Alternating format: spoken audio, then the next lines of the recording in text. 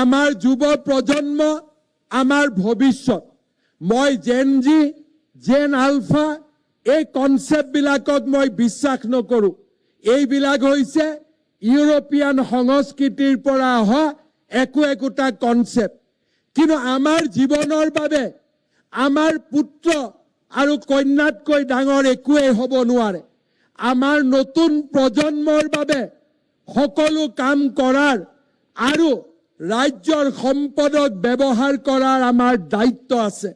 মোৰ বাবে বিদ্যালয়ত মহাবিদ্যালয়ত পাঠ কৰা, অধ্যয়ন কৰা, বিশ্ববিদ্যালয়ত অধ্যয়ন কৰা তেওঁলোক জেন জি, জেন আলফা নহয়। মোৰ বাবে তেওঁলোক মোৰ পুত্ৰ, মোৰ বাবে তেওঁলোক মোৰ কন্যা।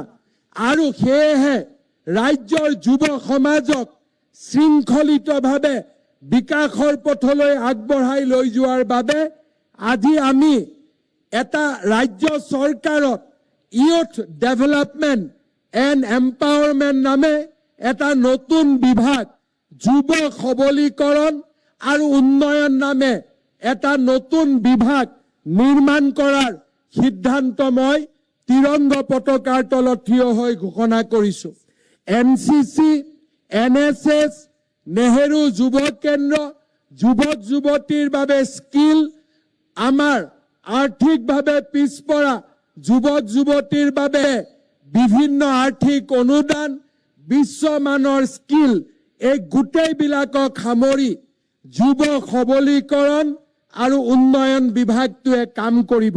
মই ৰাজ্যৰ যুৱ প্ৰজন্মক পুনৰ এবাৰ দেশপ্ৰেমৰ শক্তিৰে আলোড়িত হৈ পশ্চিমীয়া সভ্যতাৰে নহয়, ভাৰতৰ সভ্যতাৰে অনুপ্ৰেৰণা লৈ ৰাজ্যখনৰ উন্নয়ন আৰু দেশৰ উন্নয়নৰ বাবে নিজক আকৌ এবাৰ উৎসৰ্গা কৰিবলৈ আহ্বান জনাইছোঁ।